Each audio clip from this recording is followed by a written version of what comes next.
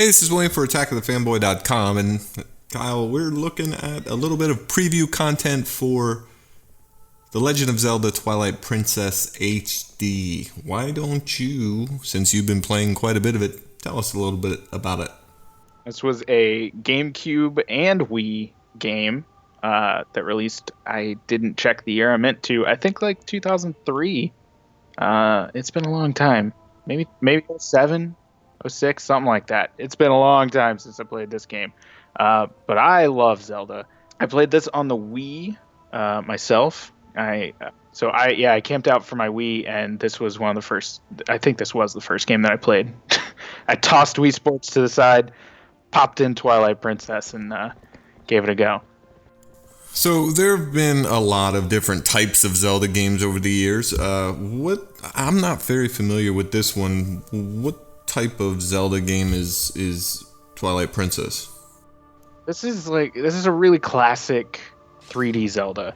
I think you had Ocarina of Time that kind of set the standard. Majora's Mask modified it, made it interesting with its whole time mechanics, and then they went crazy with Wind Waker, which was fantastic. But a lot of people at the time, I don't know if like younger players know that a lot of people didn't like Wind Waker when it first came out, and it kind of gained popularity later on with its art style and everything. So this was kind of the reaction to people not liking Wind Waker. This was a return to a realistic, or at least Zelda's or Nintendo's version of a realistic world. So kind of like Ocarina of Time? Yes, this was very reminiscent of Ocarina. A lot of people at the time criticized it for being kind of too similar to Ocarina, and I think now that we're further away, I've been enjoying this. I loved it when it came out. I've been enjoying it more playing it now with that kind of that time and just looking back on it and being able to kind of gloss over some of the flaws. And the HD remake fixed a lot of the flaws. It wasn't just, take the game, up-res it, and throw it out there. They went in and made some changes, some very key changes that make it better. And what are those? So there's some really annoying quests where you have to find these bugs, and in the original game you had to find 16. Now you have to find 12. It's a little change. It probably could have used a little bit more, but that's enough to make it much better. Of course, there's the GameCube or gamepad support where you can manage your inventory on the gamepad. That's fantastic. I can't imagine playing a Zelda game without it. And then just some smaller stuff. We have an article on the site that like the one tiny thing that bugged the crap out of me was if you shut the game off and turn it back on, anytime you got a piece of currency, it's called rupee, that was 5 or higher, it would play this little animation and tell you the value of it. And it's like, I know that. I've known that for 20 years. Please stop telling me that. So they pulled that out. Just little stuff like that they just went in and just tweaked a little bit. And that's all that the game really needed. I mean, it's a Zelda game. And I know you don't like them, but they are, to me, and a lot of people, some of the best games ever made.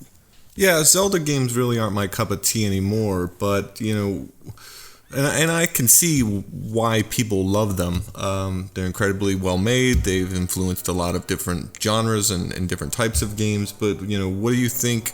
What do you think makes Zelda such a standout in the industry? I think Zelda is more focused in on a grand adventure, and you are a hero, and you're saving the world and saving the princess. All right, so now we're looking at a little bit of the horse combat. Apparently, this was pretty popular with Zelda fans when it was introduced. Am I right or am I wrong? People went nuts about the horse combat. This was amazing. When did you go to E3? Because Twilight Princess is famous for its E3 announcement. Grown men cried. I was not one of them.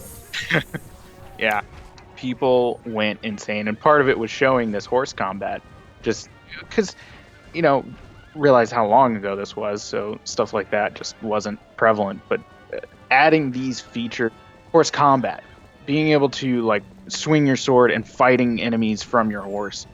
In like Ocarina of Time, you could use your bow and arrow, but it was clunky. Just stuff like this were these action set pieces. Zelda has kind of done those in the past, but Twilight Princess just dialed it up to 11. Had these really great cinematics and boss battles and just big action set pieces that really worked well. So being for the Wii, this had to have some sort of motion control with the Wiimote?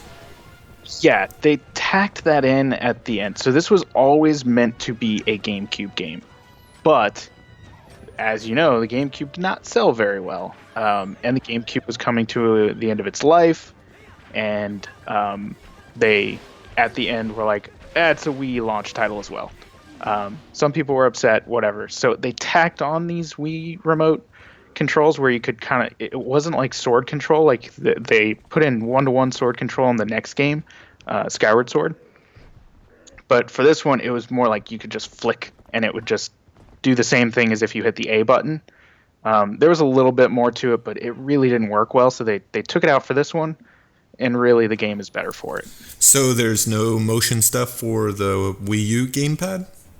The gamepad does have some motion stuff, but it's all for aiming stuff like your bow and arrow or your boomerang, which works extremely well. That like is going to be the way people want to play Zelda games. The whatever the NX is, it had better let you manage your inventory on a screen and let you use some motion controls because people are addicted to them now. So is this a good stopgap, do you think, for that new Zelda game for the Wii U that everyone's been waiting on? Yeah, the re-releases, which I mean they're kind of running out of choices. I think this is really because they keep having to delay the new Zelda game. This is their way of kind of satiating their fans, and a lot of rumors suggest that it will do exactly what Twilight Princess did and still come out on Wii U, but have a NX enhanced version that comes out at launch or anything like that. But those are all rumors. No one knows for sure. Yeah. So your first impressions sound pretty positive, Kyle, on this remake. Yeah. They did a great job of keeping what worked, tweaking what didn't. Mostly, there were a few things that they probably could have messed with. The intro still takes a long time to get started, but they can't really mess with the game all that much without changing what it actually was. So this is a good just HD re-release. It took what worked, it tweaked a little bit, and there it is. So I think fans of Twilight Princess will really like it, and then people who didn't play it, this is definitely the way to get into it. All right, thanks Kyle for taking us through that preview for The Legend of Zelda Twilight Princess HD. Our full review and maybe more videos will be up on our channel shortly. For news on the game, you can visit attackofthefanboy.com. For Kyle, I'm William. Thanks for watching and enjoy the rest of the gameplay.